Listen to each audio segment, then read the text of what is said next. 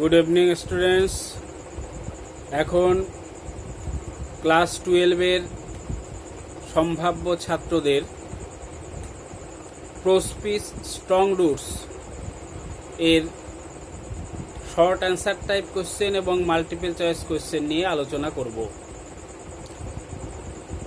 তোমাদের short answer type question যেদিন asleep in the valley থেকে আলোচনা করেছিলাম সেদিনই বলেছিলাম যে শর্ট অ্যান্সার টাইপ কোশ্চেন যদি প্র্যাকটিস করো ঠিকঠাক তাহলে আলাদাভাবে multiple choice type question practice করার দরকার হবে না, কারণ মাল্টিপল চয়েস টাইপ কোশ্চেনেও তথ্যভিত্তিক কোশ্চেন থাকে এবং অপশন দেওয়া থাকে।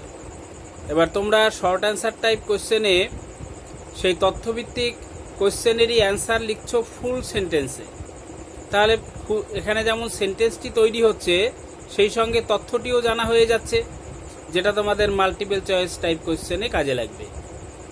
ঠিক আছে, সুতরাং শুধু শর্ট অ্যান্সার টাইপ কোশ্চেন যদি ভালো করে প্র্যাকটিস করো তাহলে মাল্টিপল চয়েস টাইপ কোশ্চেনও অ্যান্সার করতে পারবে।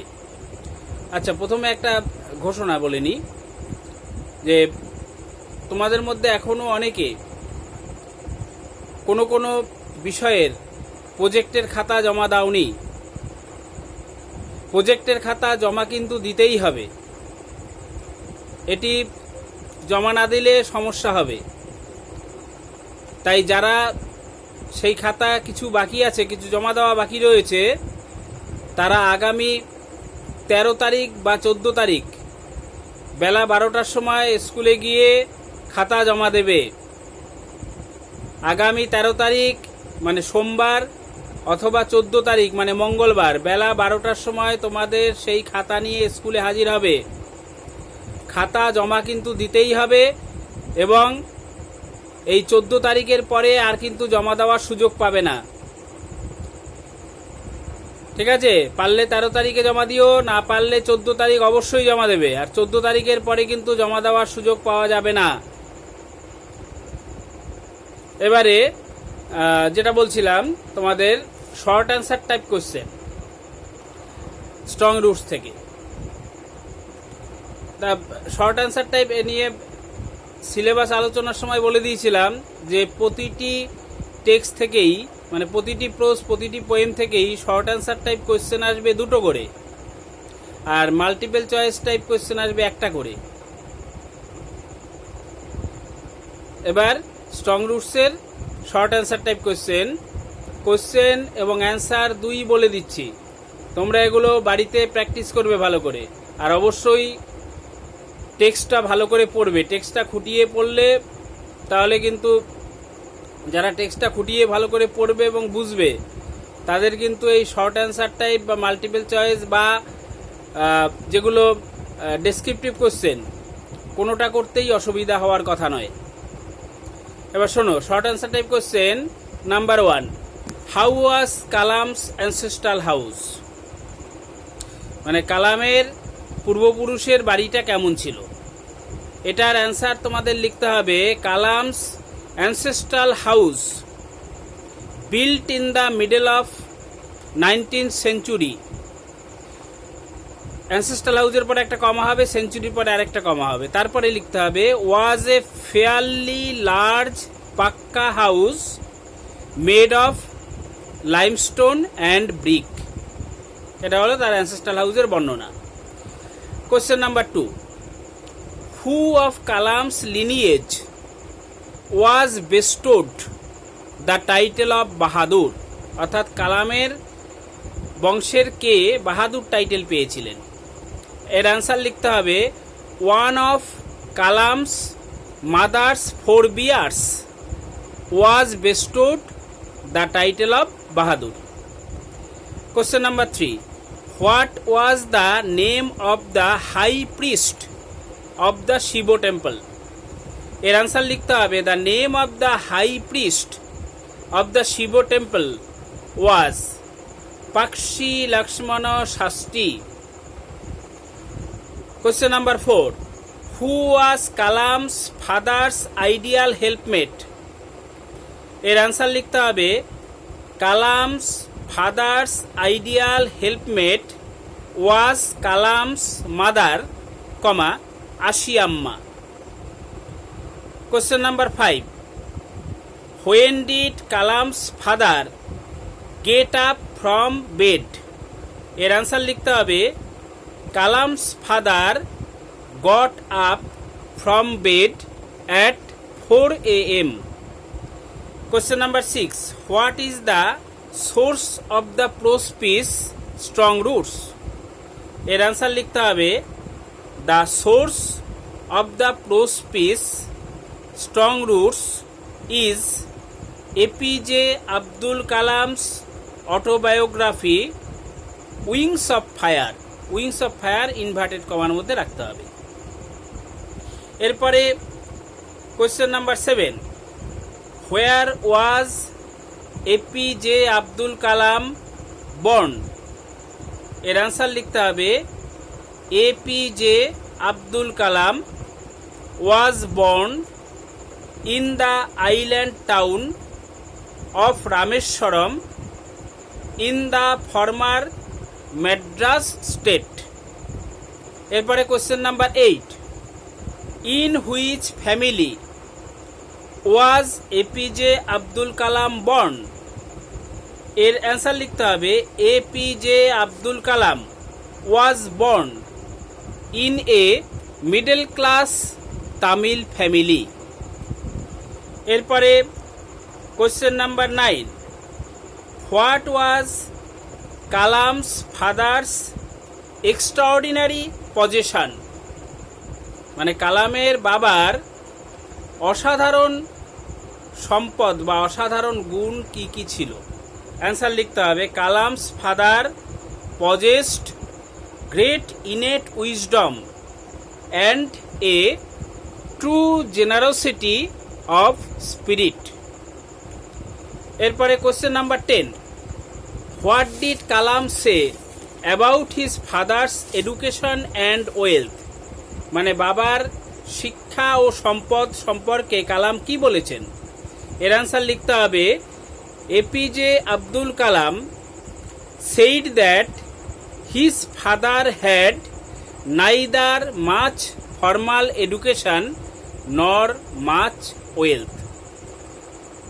অর্থাৎ এপিজে আব্দুল কালাম বলেছেন যে তার বাবার বেশি কিছু প্রথাগত শিক্ষাও ছিল না আর বেশি কিছু সম্পদও ছিল না।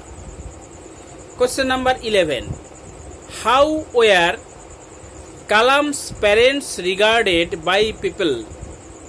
অর্থাৎ কালামের বাবা মাকে জনগণ কিরূপে গণ্য করত? এর অ্যান্সার লিখতে হবে Kalam's parents were widely regarded by people as an ideal couple. এরপরে question number 12, what did Kalam's father avoid? মানে কালামের বাবা কি এড়িয়ে চলতেন বা কি অভ্যাস করতেন না, কোনটার সঙ্গে সম্পর্ক রাখতেন না? অ্যান্সার লিখতে হবে Kalam's father avoided inessential comforts and luxuries. Question number 13, where and with whom did Kalam eat? মানে কালাম কোথায় বসে এবং কার সঙ্গে বসে খাবার খেতেন? অ্যান্সার লিখতে হবে Kalam would eat with his mother Ashiamma sitting on the floor of the kitchen. মানে মা আশিয়াম্মার সঙ্গে কিচেনের মেঝেতে বসে তিনি খাবার খেতেন। Question number 14, what did Kalam normally eat? মানে কালাম সাধারণত কি কি খেতেন? অ্যান্সার লিখতে হবে normally Kalam ate rice, aromatic sambar, homemade pickle and fresh coconut chutney. এরপরে question number 15, who were dominant in Kalam's locality, অর্থাৎ কালামদের এলাকায় কাদের সংখ্যাধিক্য ছিল, কাদের সংখ্যা প্রাবল্য ছিল। এর অ্যান্সার লিখতে হবে the Muslims were dominant in Kalam's locality. এরপরে question number 16, how did the Hindu families live in Kalam's locality, মানে কালামদের এলাকায় হিন্দু পরিবারগুলো কিভাবে বাস করত। এর অ্যান্সার লিখতে হবে in Kalam's locality the Hindu families lived amicably with their Muslim neighbours, অর্থাৎ সেই অঞ্চলে হিন্দু পরিবারগুলো মুসলিম পরিবারগুলোর সঙ্গে বন্ধুভাবাপন্নভাবে বাস করত। এরপরে question number 17, where would Kalam go for evening prayers. এর অ্যান্সার লিখতে হবে Kalam would go to the local old mosque for evening prayers. Question number 18, how did Kalam's father sanctify water, অর্থাৎ কালামের বাবা কিভাবে জলকে শুদ্ধ করতেন বা মন্ত্রপুত করতেন। এর অ্যান্সার লিখতে হবে Kalam's father sanctified water by dipping his finger tips into it and saying a prayer. এবার question number 19, what would Jainul Abdin and Pakshi Lakshman Shastri discuss. এর অ্যান্সার লিখতে হবে Jainul Abdin and Pakshi Lakshman Shastri would discuss spiritual matters. এরপরে question number 20, what did Kalam's father say about the relevance of prayer, অর্থাৎ প্রার্থনার প্রাসঙ্গিকতা সম্পর্কে কালামের বাবা কি বলেছিলেন। এর অ্যান্সার লিখতে হবে Kalam's father said about prayer that prayer made a communion of the spirit between people and through prayer people transcend their body and become a part of the cosmos. এরপরে question number 21, what according to Kalam's father does adversity present, অর্থাৎ কালামের বাবার মতানুসারে প্রতিকূলতা মানুষকে কি দেয়, কি দান করে। এর অ্যান্সার লিখতে হবে according to Kalam's father adversity always presents opportunities for introspection, অর্থাৎ কালামের বাবার মতে প্রতিকূলতা সবসময়ই অন্তর্দৃষ্টির সুযোগ এনে দেয়, সবসময়ই অন্তর্দৃষ্টির সুযোগ দেয়। এরপরে question number 22, how does Kalam describe his looks, মানে কালাম নিজের চেহারার কেমন বর্ণনা দিয়েছেন। এর অ্যান্সার লিখতে হবে Kalam describes his looks as undistinguished. Question number 23, how far was the Shiva temple from Kalam's house. এর অ্যান্সার লিখতে হবে the Shiva temple was about a 10 minutes walk from Kalam's house.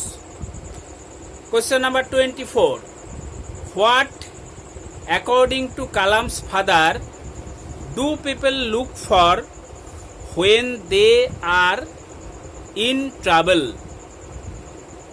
মানে মানুষ ট্রাভেলে পড়লে বা ঝামেলায় পড়লে সমস্যায় পড়লে কি খুঁজে বেড়ায়। অ্যান্সার লিখতে হবে according to Kalam's father when people are in trouble, they look for someone to help them. Question number 25. What, according to Kalam's father, do people do when they reach an impasse?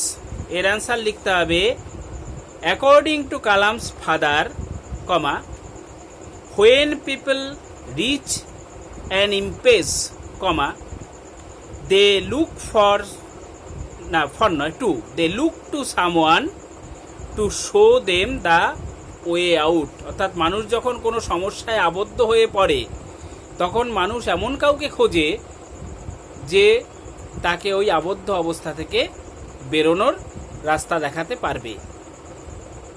এবার 26, question number 26, what according to Kalam's father do human beings look for when they feel lonely? এর answer লিখতে হবে according to Kalam's father, when people feel lonely they look for company. এবার question number 27, when according to Kalam's father does an individual achieve freedom, happiness and peace of mind? অর্থাৎ কালামের বাবার মতে কখন মানুষ স্বাধীনতা, সুখ এবং মানসিক শান্তি পায়? এর অ্যান্সার লিখতে হবে according to Kalam's father, comma, an individual অ্যাচিভস freedom, happiness and peace of mind when he সেভার্স his emotional and physical bond. কালামের বাবার মতে মানুষ স্বাধীনতা, সুখ এবং শান্তি লাভ করে যখন সেই মানুষ সমস্ত রকম আবেগের বন্ধন ও দৈহিক বন্ধন থেকে মুক্ত হতে পারে। Question number 28, how did Kalam's father bring the কোকোনাটস from the coconut Grove? অর্থাৎ নারকেলের বাগান থেকে কিভাবে কালামের বাবা নারকেলগুলো নিয়ে আসতেন? এর অ্যান্সার লিখতে হবে Kalam's father tied the coconuts together, threw them over his shoulder, and thus he brought them home. অর্থাৎ কালামের বাবা নারকেলগুলোকে একসঙ্গে বাঁধতেন, তারপরে কাঁধের উপরে ফেলতেন, সেগুলোকে ওইভাবেই বহন করে আনতেন। Question number 29, how was Kalam's childhood? অর্থাৎ কালামের শৈশব বা শৈশবকালটা কেমন ছিল? অ্যান্সার লিখতে হবে Kalam's childhood was secure, comma, both materially and emotionally. অর্থাৎ কালামের শৈশবটি ছিল নিরাপদ, সেটা বস্তুগত চাহিদার দিক থেকেও এবং আবেগগত বা প্রাক্ষোভিক চাহিদার দিক থেকেও নিরাপদ ছিল। Question number 30, what was APJ Abdul Kalam's on world? অর্থাৎ এপিজে আব্দুল কালামের নিজের জগৎটা কিসের জগৎ ছিল? তিনি কোন জগতের মানুষ ছিলেন? অ্যান্সার লিখতে হবে APJ Abdul Kalam's on world was the world of science and technology. এটা তোমরা জানো যে এপিজে আব্দুল কালামের নিজস্ব জগৎটি ছিল বিজ্ঞান ও প্রযুক্তিবিদ্যার জগৎ। ঠিক আছে, বিজ্ঞান ও প্রযুক্তিবিদ্যা জগতেই ছিল তার পেশাদার জীবন, এই জগৎটাই তার পেশাদার জীবন ছিল। এবং এপিজে আব্দুল কালামকে দ্য মিসাইল ম্যানও বলা হয়। ঠিক আছে, তাহলে এইগুলো তোমরা পড়বে। আর যেটা বললাম, কোশ্চেন অ্যান্সার পড়া যতটা জরুরি তার চেয়েও অনেক বেশি জরুরি হচ্ছে টেক্সটটাকে ভালোভাবে পড়া, খুঁটিয়ে খুঁটিয়ে পড়া, সব মিনিংগুলো জানা, যেটুকু তথ্য আছে সেটুকু মনে রাখা, তারপরে এগুলো পড়ে পড়ে একটু লেখার অভ্যাস করতে হবে। তোমাদের ডেসক্রিপটিভ কোশ্চেন অ্যান্সার নিয়ে পরদিন আলোচনা হবে। এরপরে যেদিন আবার তোমাদের ক্লাস নেব সেদিন ডেসক্রিপটিভ কোশ্চেন অ্যান্সার নিয়ে আলোচনা করব। Good night.